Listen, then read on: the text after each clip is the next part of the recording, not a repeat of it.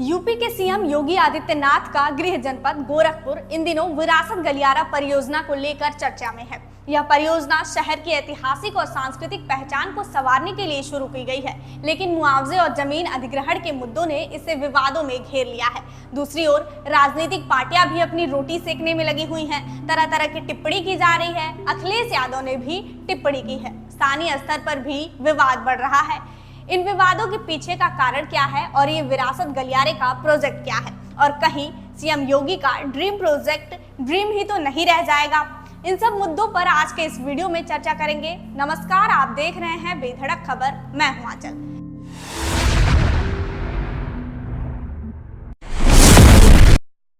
तो चलिए सबसे पहले जानते हैं कि ये विरासत गलियारा क्या है। विरासत गलियारा गोरखपुर में पांडे हाता से धर्मशाला ओवरब्रिज तक 3.5 किलोमीटर लंबी सड़क को चौड़ा करने और इसे सांस्कृतिक केंद्र के रूप में विकसित करने का एक प्रोजेक्ट है। मुख्यमंत्री योगी आदित्यनाथ ने 2023 में इसकी शुरुआत की थी।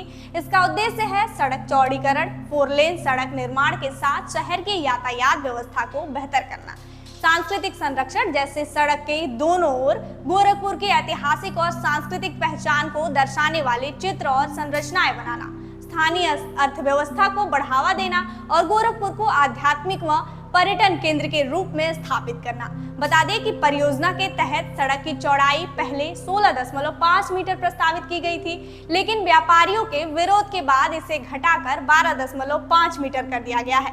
इसके बावजूद सड़क चौड़ीकरण के लिए 833 मकान और दुकानें प्रभावित हो रही हैं, जिनमें 120 की रजिस्ट्री हो चुकी है। इस प्रोजेक्ट में सबसे बड़ा पेच फंस रहा है उन घरों का मुआवजा जिनके पास दस्तावेज नहीं है। अब इस प्रोजेक्ट के पीछे का विवाद भी जान लेते हैं। विरासत गलियारा परियोजना शुरू होने के बाद से ही कई कारणों से विवादों में घिरी हुई है। इसमें सबसे अहम है मुआवजे का मुद्दा। प्रभावित मकानों और दुकानदारों के मालिकों को मुआवजा देने में देरी और असमानता की शिकायतें हैं। 833 में से 200 मकान जमींदारों की जमीन पर बने हैं, जहां कागजी कार्रवाई पूरी न होने के कारण मुआवजा नहीं मिल रहा है। दूसरी बात, व्यापारियों का आरोप है कि मुआवजा बाजार दर से काफी कम है, जिससे उनका व्यापार और आजीविका प्रभावित हो रही है। कुछ ने इस मुद्दे को लेकर हाईकोर्ट का दरवाजा भी खटखटाया है। विवाद का दूसरा कारण है जमीन अधिग्रहण। प्रशासन द्वारा स्थानीय दुकानों और मकानों को तोड़ने की प्रक्रिया को व्यापारी जबरन बता रहे हैं। प्रभावित लोग दावा करते हैं कि उनकी सहमति के बिना जमीन ली जा रही है, जिससे स्थानीय स्तर पर आक्रोश बढ़ा है। इसके अलावा राजनीतिक पार्टियां मौके का फायदा उठा रही हैं। इस मुद्दे पर समाजवादी पार्टी और भारतीय जनता पार्टी के बीच तीखी नोकझोंक हुई है। सपा नेताओं का आरोप है कि परियोजना के नाम पर लोगों की जमीन को औने पौने दामों पर हड़पा जा रहा है, जबकि भाजपा इसे विकास का प्रतीक बता रही है। विरासत गलियारा विवाद ने गोरखपुर में सपा और भाजपा के बीच सियासी जंग को तेज कर दिया है।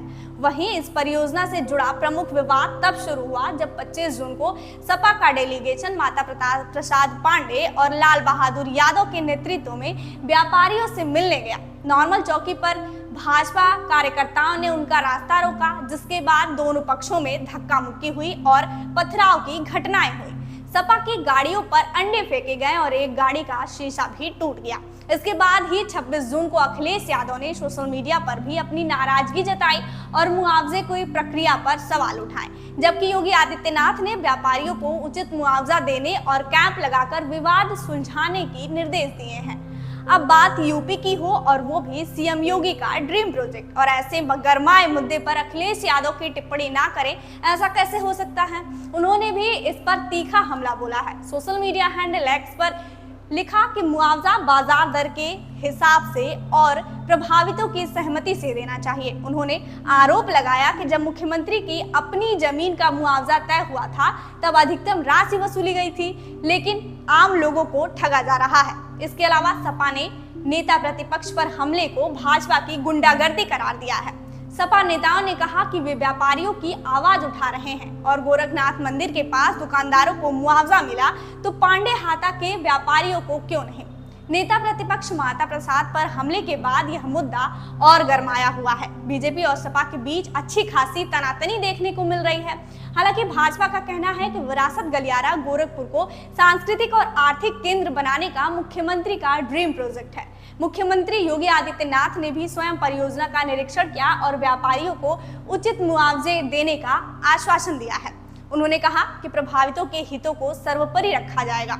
वहीं भाजपा विधायक विपिन सिंह ने भी व्यापारियों से बातचीत की और शुक्रवार से कैंप लगाकर मुआवजे की विवादों को सुलझाने की बात कही है। भाजपा कार्यकर्ताओं ने सपा के प्रदर्शन का विरोध करते हुए बुलडोजर के साथ प्रदर्शन किया और अखिलेश यादव के खिलाफ भी नारेबाजी की।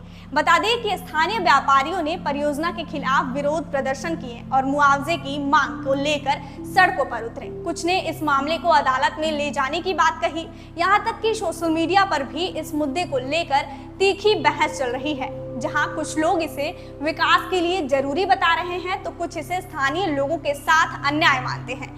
गोरखपुर का यह विरासत गलियारा परियोजना शहर के विकास और सांस्कृतिक संरक्षण का दिशा में एक महत्वपूर्ण कदम हो सकता है, लेकिन मुआवजे और जमीन अधिग्रहण को लेकर असंतोष ने इसे विवादों में डाल दिया है। सपा और भाजपा के बीच मुद्दे का सियासी घमासान जारी है। जहां सपा इसे जनता के साथ अन्याय बता रही है, वहीं भाजपा इसे विकास का प्रतीक मानती है।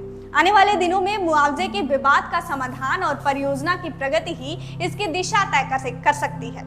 ऐसा न होने पर सीएम योगी का ड्रीम प्रोजेक्ट भी रह सकता है। खैर, आपका क्या कहना है? क्या व्यापारियों के साथ अन्याय हो रहा है या सच में उनको औने पौने दामों पर मुआवजा दिया जा रहा है? कमेंट बॉक्स में अपनी राय दीजिएगा। देखते रहिए बेधड़क खबर।